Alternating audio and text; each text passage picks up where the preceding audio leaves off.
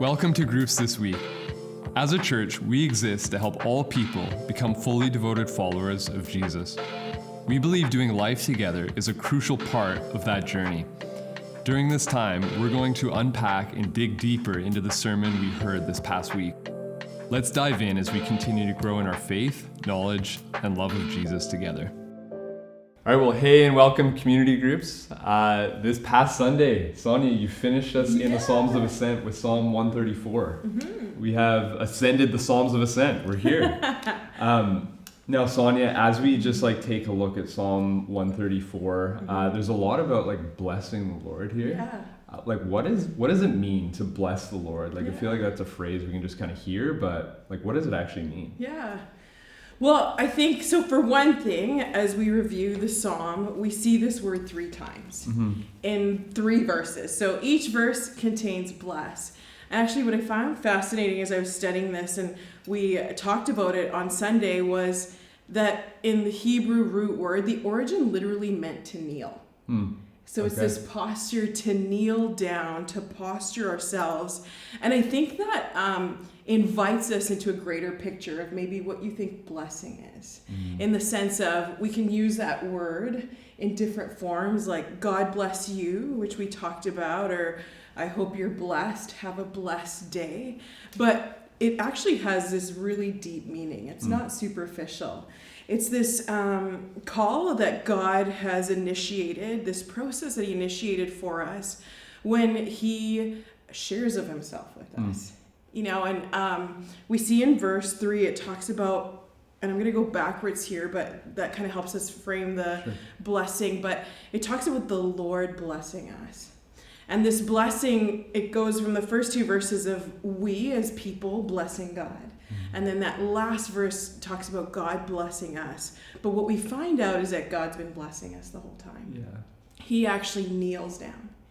He postures himself, this King of Kings that would stoop low to come and enter into our world, to give of his Son, to come and take on the likeness of man, to humble himself.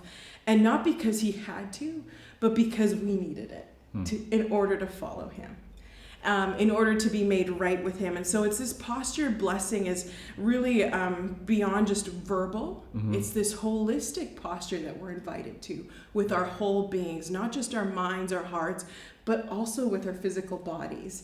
And I think that's an important key thinking as we think of the word bless. It's not just lip service. It's not just routine, tradition. It's about learning, how do I bless the Lord with my whole being? How is my body connected to my mind, to my heart? And what we find out as we dive in more is we actually need to learn how to posture ourselves wholly for blessing to come. Because I don't know, if you're like me, but there's sometimes I just don't feel like it. Yeah. I don't think it. And I actually have a choice to posture myself to align with the truth that I'm following and that I know I want to continue to follow. And so it's a beautiful thing, I think, just how God's designed us of working with our mind, body, and physical body as we bless him. Wow. So it's really like having this posture of surrender, wanting to serve God as Jesus came not to be served, but to serve. And then we do that in response. We bless him through serving, through surrender, and that can also look like doing this physically with our bodies, as we'll get into in a bit. Yes. But what does this actually look like for you practically, Sonia, to bless the Lord in your own life? Yeah. And so I think that's a good thing, because this can sound very general or vague. So how do we actually do it? So let's dig into the practicals. I think blessing we could look at as a framework of we're thanking him. So we're thanking God for who he is. It's an acknowledgement of who he is. So regardless of what the journey has brought us to, because we are all on a journey, right? We're following the way, but the way to follow the way is to bless God. This is how we continue on the journey. We acknowledge who he is. We thank him for what he's done, and we also lean into trust him for what he's going to do, because he hasn't changed. Though the journey can bring all these surprises and unexpected things for us, he doesn't change. So it looks like being intentional of living a practice of gratitude, of acknowledging our posture, like, God, you are king and I am your servant. I actually get to kneel down in a way, in the way that I posture myself and just acknowledge, Lord, who you are and who I am. And I think that's one of the ways of gratitude. Also praise. It looks like whether it's through singing, through prayer, through intentional time of being with the Lord. You know, I think that maybe I would sum it up. How do we spend time with the Lord? But this isn't a thing that we just do on our own. Right. We bless the Lord together. Yeah, and we see community. We see that. Remember, we've gone on this journey with the people of God getting to Jerusalem. They did it together. And in this psalm, they call each other, come, bless the Lord. So we actually do it together. This isn't a personal invitation, although our personal lives live this out. But so practically, on a Sunday when we gather, where are the moments that the church gathers? We come in together, posturing ourselves. Hey, I'm coming in to bless the Lord with you. Yeah. Because that actually helps me, but it also helps you. You know, so it's no longer I'm just part of the audience. I'm actually gathered here with a purpose. Every time we gather with the body of Christ, there is deep meaning for us and something for us all to enter in, regardless of where we're at on the journey. Yeah, and I mean, I think we see it like right in the text there, like, bless Lord, all you servants, right? Like it's plural there. So it's not just an individual act, although it includes that, but it's as the community of God, we're doing this. Yes. Now, as I look at verse 2 here, so it's like, lift up your hands to the holy place and bless the Lord. Like, so this idea of like lifting up our hands, like what's the context here in Psalm 134 in the people of God, the servants of the Lord, like lifting up their hands? What are they doing here? Yeah, well, I think we see from there, so it says an invitation to come bless the Lord, and then we see the invitation turn into a command. Okay. Hey, we're going to lift up our hands. Yeah. And I think it's because the people of God understood that our posture matters. Like how we posture ourselves matters in how we bless God, because it impacts how we bless. And so I think the beauty that I think God highlights for us is we're holistic beings. We're both body and spirit. Absolutely. And so the learning for us is to continue to journey on how does this work together? You know, like we see it, it's a very easy thing to see in sports, right? Like I was talking about the Canucks. Listen, if the Canucks are winning or losing, you see those fans still going. And whether they're clapping or dancing if they're losing, but they've already committed to be a fan. Oh, yeah. You know? I know you are, right? So, Brian, maybe you could see me at my highest and lowest as office mates. That's right. But you're still postured to be who you want to be. And it's the same way here. Our bodies can help us when our minds and hearts are disconnected from the truth to help us engage. But also, our bodies physically express what's going on in our minds and our hearts. And so it's this working together that I think the Lord invites us into on the journey of learning how do we bless you with our whole beings. Yeah. And it's okay that it's a learning. Sure. You know, like lifting up your hands. I'm sure not everyone felt like it when they gathered in Jerusalem. Some of them are exhausted, like things have happened, you know, like maybe somebody rolled their ankle. It's like, oh, we finally made it. But you know what I'm going to do? I'm going to lift my hands and remember why I came, what I'm here to do. And so again, I think it's this invitation for us. And lifting our hands, actually I was talking to Brad, our campus pastor yesterday, and he was saying, you know, for me, I just think it's like, it's this emptying of whatever the journey's brought.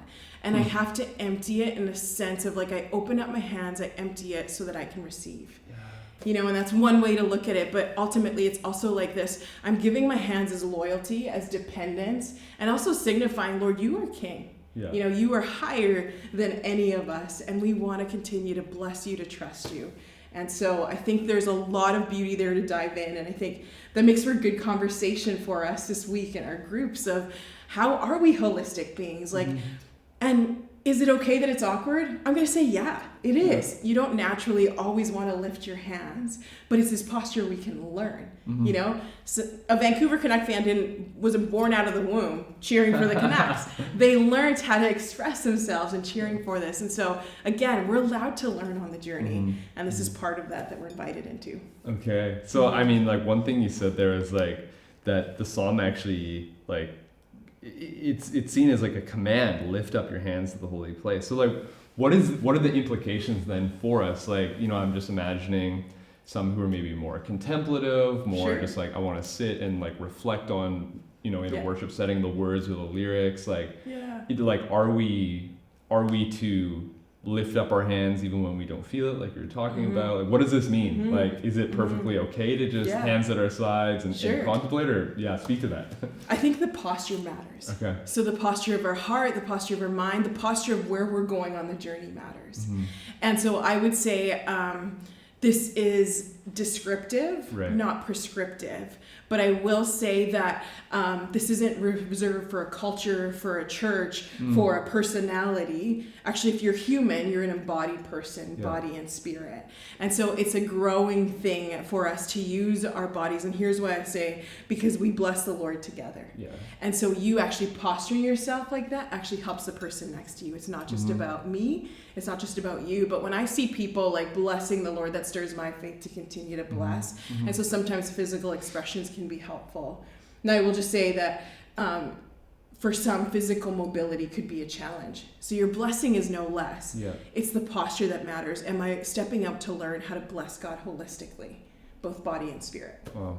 Yeah, and so it's almost like what we do with our body is a reflection of what's going on in the inside, and then it just kind of works itself out in whatever that surrender, like. praise, whatever. Yeah. Well, you bet. Awesome. Well, thanks so much, Sonia, for helping us understand more of Psalm 134. Yeah. So we'll leave it to you guys to have a good conversation with your groups now. We hope you enjoyed the teaching today. If you're wanting to follow along with our community group's discussion guide with your group, you can head to cachurch.ca/media, where you can find the discussion guide. Not only are there questions there related to the sermon, but there's also prayer prompts that relate to the passage or the topic that we were talking about, and practices that you can, on an individual level or a group level, begin integrating into your life to not only bring this knowledge into your mind, but to begin living it out.